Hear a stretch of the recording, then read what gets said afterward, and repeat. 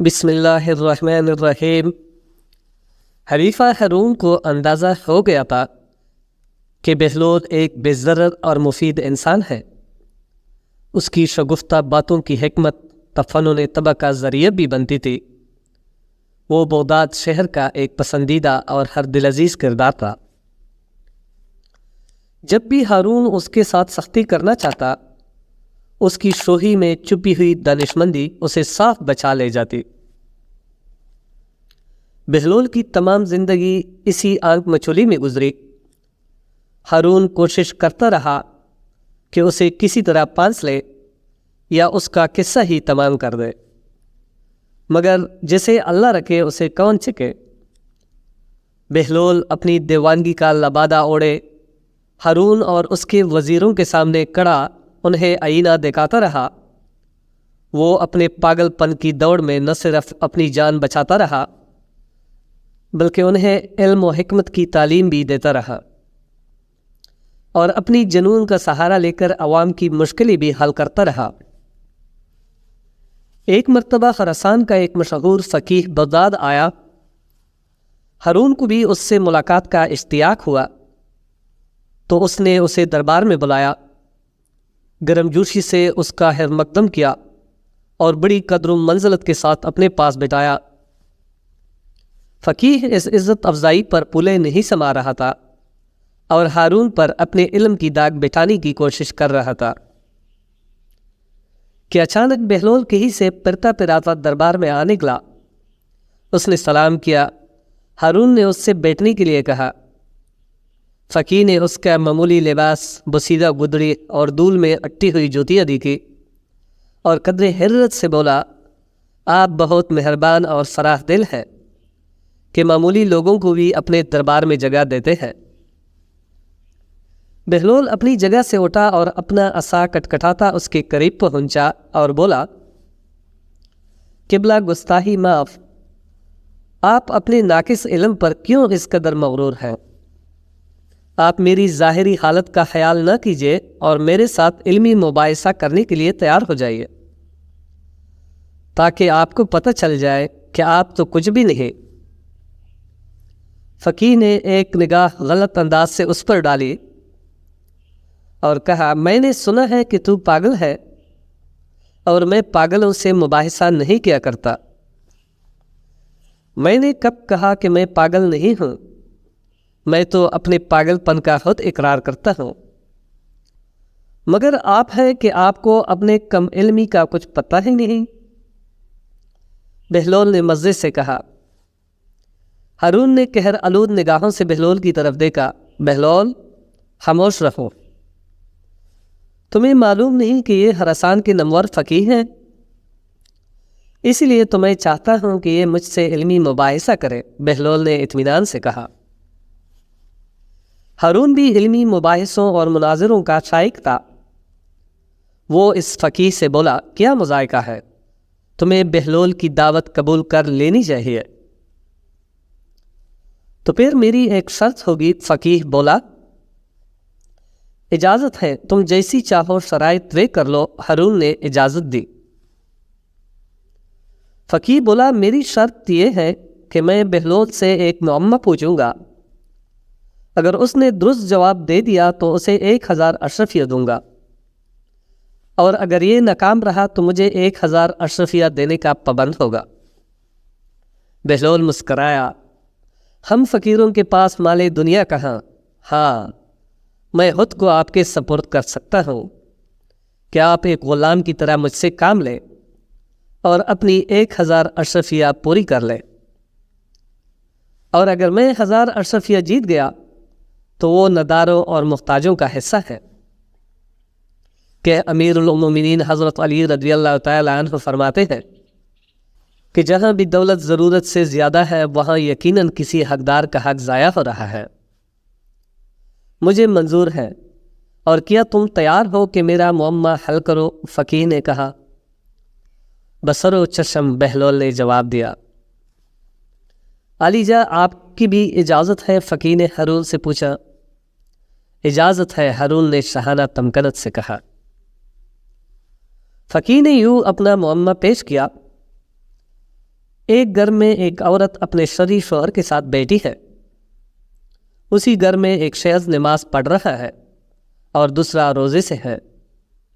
اچانک دروازے پر دستک ہوتی ہے اور ایک ایسا شخص اندر داخل ہوا جس کے آ جانے سے شوہر اور بیوی ایک دوسرے پر حرام ہو گئے، نماز پڑھنے والی کی نماز باطل ہو گئی اور روزے دار کا روزہ بھی باطل ہو گیا۔ کیا تم بتا سکتے ہو کہ باہر سے آنے والا شخص کون ہے؟ دربار میں سناٹا چھا گیا، لوگ ایک دوسرے کا منہ تکنے لگے۔ بہلول نے برجستہ کہا کہ گھر میں داخل ہونے والا شخص اس عورت کا پہلا شوہر ہے جو سفر پر گیا ہوا تھا، جس کے بارے میں یہ خبر ملی تھی کہ دوران سفر انتقال کر گیا ہے۔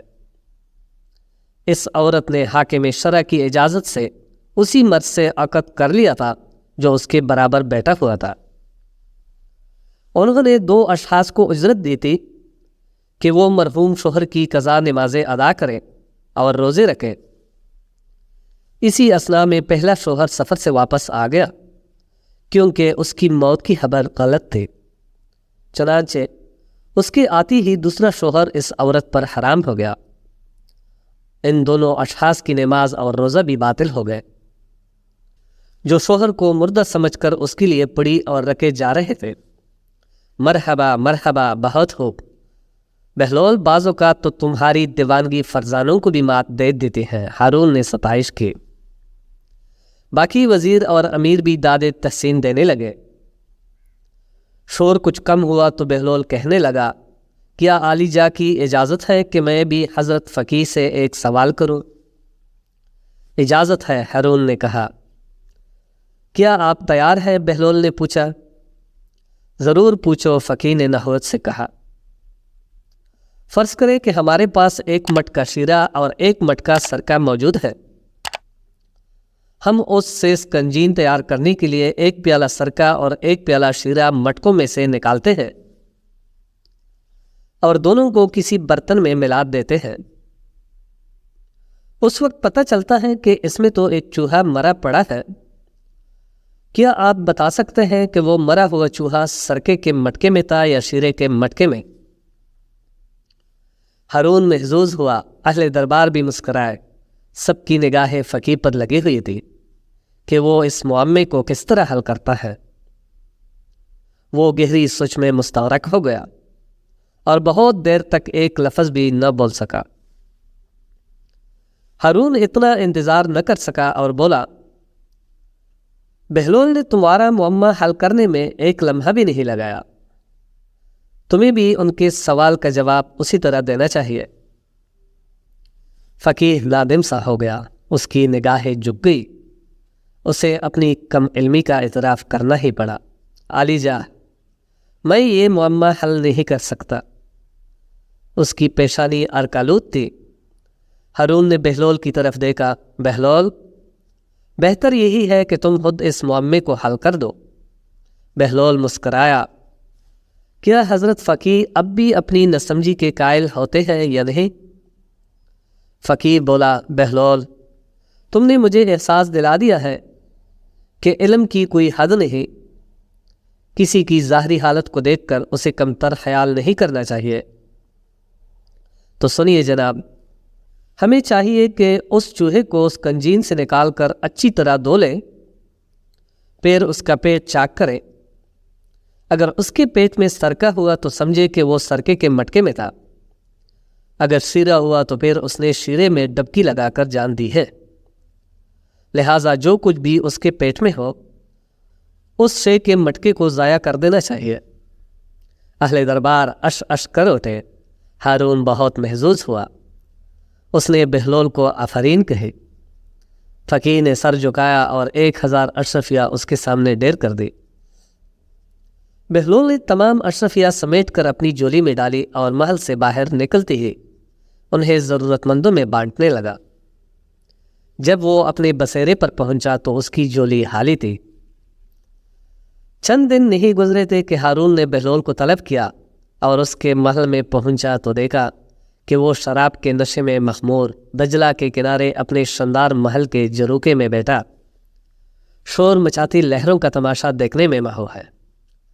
बहलोल को देखती ही वो नशे की तरंग में बोला, बहलोल, उस रोज तो तूने इस बेचारे फकीर का नाते का बंद कर दिया था, इत्तेफाकन तेरा दाव लग गया था और वो अहमद भी निरा गाउदी निकला, मगर आज मैं तुझे आजिज करके रहूँगा और इस झरोके में से तुझे दजला में पिघवा दूंगा और तू उसी तरह दजला की मौजे में गोते गाएगा जिस तरह तेरे मुअम्मे में चूहा, शीरा और सरके के मटके में डबकियाँ लगाता रहा था। और अगर मैंने मुअम्मा बूझ लिया तो, बहलोल ने कहा, तो फिर 1000 अशरफिया इनाम में मिलेगी। उसने बड़ी शान से कहा, जनाब अली, मुझे अशरफियों की कत्तान कोई ज़रूरत नहीं है। हाँ, मेरी एक और शर्त है, अगर वो मंजूर है तो कोई बात भी है। बहलोल बोला, बयान करो। हारून ने हुक्म दिया। अगर मैंने मुअम्मे का सही जवाब दिया तो उसके बदले में 100 कैदियों को रिहा करना होगा, मगर वो जिनके नाम मैं बताऊंगा। बहलोल ने अपनी शर्त पेश की। हारून मुस्कराया, ये बात तो बात की है, मगर मुझे मंजूर है। पहले तुम मुअम्मा तो बूझ लो। देखो, तुम्हें गोते दिलाने के लिए दजला की मौजें कितनी बेकरार है। मौजों की बेकरारी की ज़ुबान तो वो समझ सकते हैं जो दरियाओं का रुख मोड़ देने की ताकत रखते हैं। आप अपना मुअम्मा पूछे। बहलोल ने कड़े लहजे में कहा। हारून गोया हुआ, तो सुनो, अगर किसी शख्स के पास एक बकरी, एक भेड़िया और घास का गट्टा है और वो चाहता है कि दरिया पार करे, तो उसे क्या तरीका इख्तियार करना चाहिए कि न बकरी घास को खाए और न भेड़िया बकरी को?